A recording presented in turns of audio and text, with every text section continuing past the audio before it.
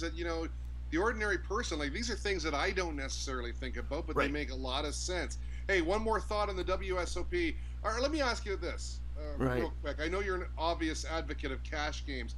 How many cash game players out there in your area, for instance, are world-class stature that guys would never ever hear about? They don't ever get on TV, and yet if you give them a chance, they just take down anybody. Well, there's a lot of sharks out there, right? Oh yeah, I mean, it's not like, I wouldn't say it's in the hundreds. Even in Los Angeles, the poker capital of the world, I'd say it's in the dozen range, maybe 2 dozen. Most of the guys who sort of live the life that I live, basically you're not gonna be a fucking famous tournament poker player. You're not gonna fucking be Daniel Negreanu. You're not gonna fucking be on TV or whatever. But you make a good living playing poker every day. Most of them are sort of like mixed game type players. They don't play the games that you think that where you would find them. You'd think like, I'm gonna find the biggest fucking baller player in Los Angeles, and you go to like the 2040 no limit, 2040 or 2550 no limit hold'em game where everybody's sitting like 20k deep or something. That's not where you're gonna find those guys. The place you're gonna find those guys is in like the deuce, is like the whatever that guy's name is, Nick Schulman guy over there. That you're gonna find him in the Kansas City lowball game. You're gonna find them in the 100-200 stud game. You're gonna find them in the Badussi mix game. You're gonna find them as the prop master at some casino where they play every game. You're gonna find them as the host at some casino where they play basically every game in the top section. Those are the guys that really make the money in live poker. It's sort of, the rounder type that just knows how to play a lot of games, always finds the softest games, and is well liked. Somebody saves a seat for them. The floor man always fucking locks up a seat for them, and they're just one of the guys, except they're one of the guys that doesn't lose. Listen, at the other end of the spectrum, Limon, tournament poker, the guy who always gets the money, Helmuth, gets number 14. Right. Another bracelet, this time in Raz. I mean, what do you make of him? Listen, I mean, I don't know anything about the guy.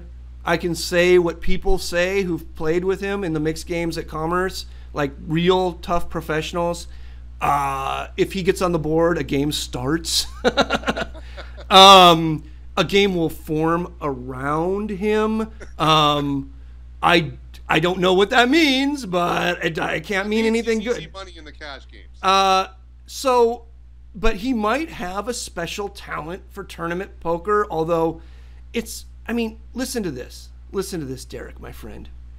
If you even go look at some great tournament poker players, like if you go to whatever the Hen and Mob database and you look at their ROI in just tournaments cashed. So you're looking at their ROI in just tournaments they cashed. Some of the best tournament poker players in the world, according to the media, because you never get to see what their buy-ins are. It's a classic question, but how much did you lose? You never get to see what but if you could only see what they cashed in. But if you look at their ROI in just the tournaments they cashed, it'll be like 300%. If your ROI in just tournaments you cash is 300%, you can't really realistically be a winning player because you're only cashing at best 15, 17, 20% of the time. I mean, maybe there's like savants out there that can cash 25% of the time.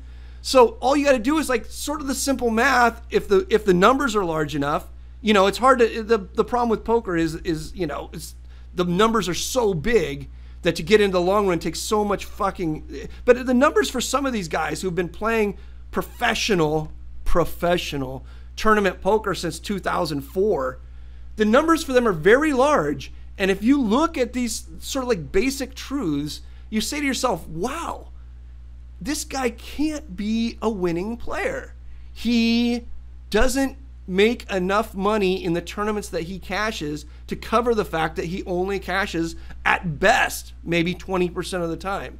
And of course, there's a lot of other things you can look at too, like they just don't play cash games. You only see them when they're sponsored, yada, yada, yada. There's a million other reasons. They're the best tournament guys in the world on staking deals. They got fucking 10% of themselves. It comes out later when they stiff somebody.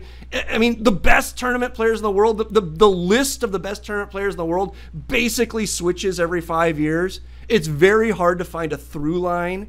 And the dudes who are on that through line, the Helmuths, the Negranus, the Ivies of the world, those guys make so much fucking money off of their sponsorship deals, they don't ever have to win again. Like, look at Negranu. Negranu will enter a 10K with multi-rebuys and put his first 4 rebuys in blind. He doesn't give a fuck about the money because the money's all taken care of. He only cares about the fame because the fame leads to more money. All right? So a lot of these guys are just, I mean, when you see him do that, the Negranu buy a stack strategy, well, you can't fucking buy a stack. If you could, lots of good players would use that strategy. It's the Negranu win a tournament strategy at any cost because the fame is what pays the bills. Poker does not pay the bills. It's the fame that pays the bills. All right, lastly, my friend, this has been great stuff, by the way. Speaking of...